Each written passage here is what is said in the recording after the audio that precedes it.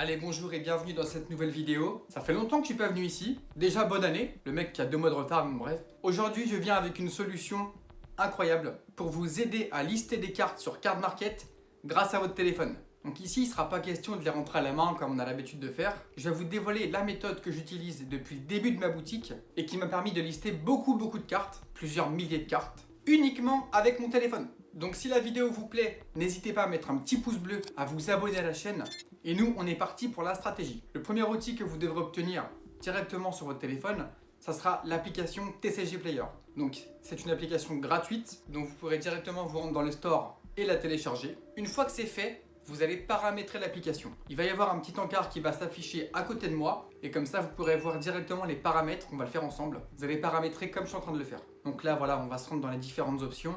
On va configurer proprement l'application pour qu'on puisse l'utiliser correctement. Ce que je vous conseille avant tout, c'est que lorsque vous démarrez l'application à chaque session, n'hésitez pas à checker la base de données. Parce que si la base de données n'est pas à jour, l'application risque de redémarrer et de supprimer entièrement votre travail. Une fois que la configuration est terminée, la deuxième étape, ça va être d'avoir un lot de cartes que vous voudriez mettre en vente. Partons du principe que ce petit lot de cartes, je veux le mettre sur Card Market. D'accord? Il y en a peut-être une cinquantaine ici. L'application me permettra, en passant la carte sur mon téléphone, de faire un scan, d'accord? Et d'obtenir l'information de la carte à partir de l'image. Elles sont triées, donc elles ne sont pas triées par type de carte, hein. C'est vrai bien qu'il y a des magies, il y a des pièges.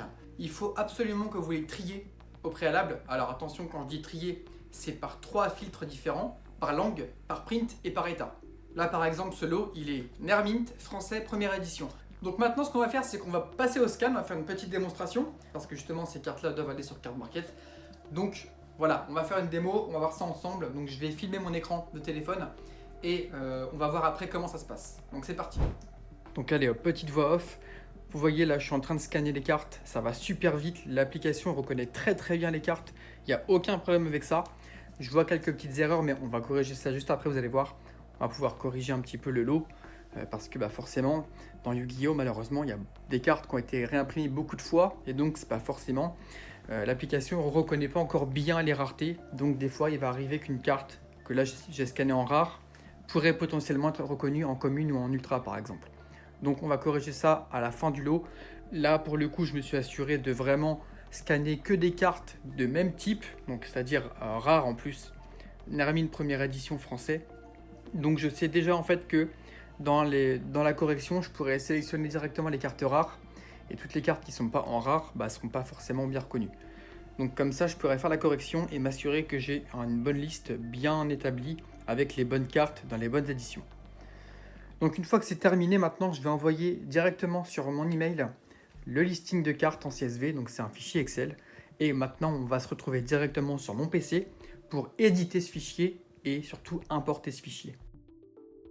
Ok, donc nous nous retrouvons sur Google Sheet. Donc là, c'est vraiment pour éditer le fichier qu'on a obtenu juste avant.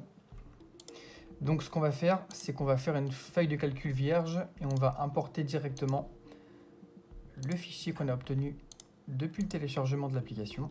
Donc voilà, on va l'importer. On va importer les données.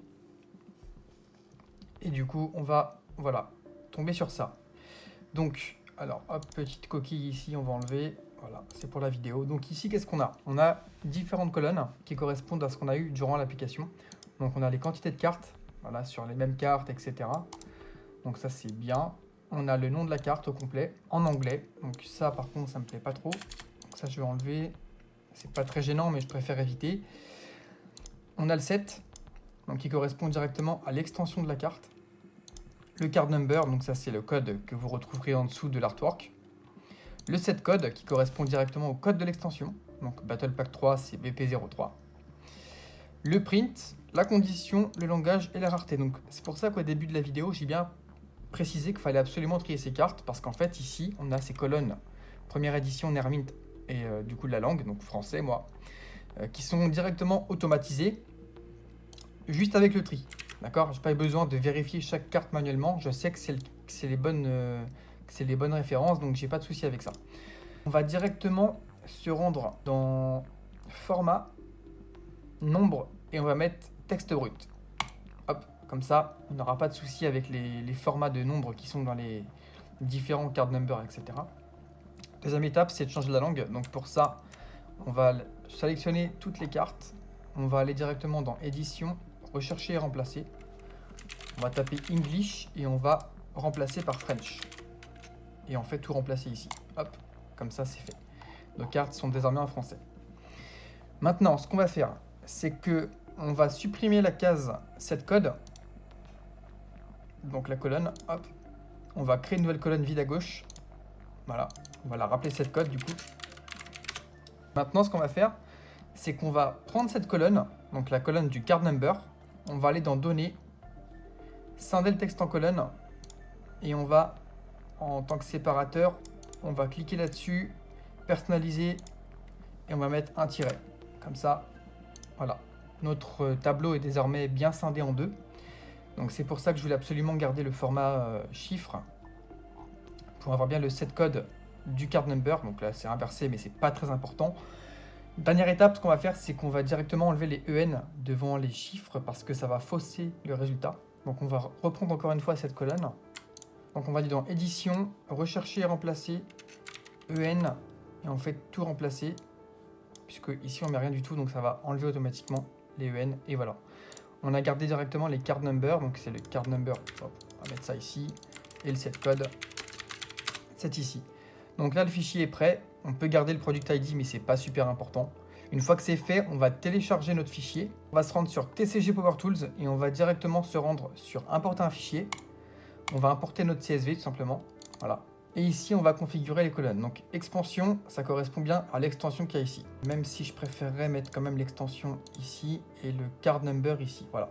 C'est ça qu'on peut ignorer. Printing, donc là c'est directement première édition, donc là hop, on coche ça. Condition c'est bon, langage aussi, rareté on s'en fout, et ça aussi. Une fois que c'est fait, on clique sur importer et on attend le chargement. Et donc là voilà, on a nos cartes qui ont été importées. Donc, vous les voyez, nos cartes sont ici.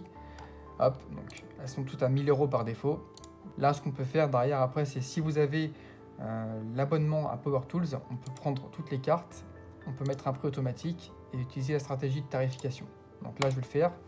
Je vais pricer toutes les cartes, hop, et là, mes cartes sont automatiquement pricées. Et une fois que j'ai terminé, hop, je peux mettre un petit commentaire, par exemple, envoi rapide et soigné, clac. Et après, je peux directement les mettre sur Card Market. Là, si je veux, je peux les publier. Je vais pas le faire parce que je vais travailler différemment. Mais voilà, concrètement, vous les publiez sur Card Market et elles seront disponibles en vente. Donc voici comment, en quelques minutes seulement, on peut lister des cartes en masse facilement avec son téléphone. Voilà, c'était pas une blague, on peut vraiment scanner nos cartes très facilement.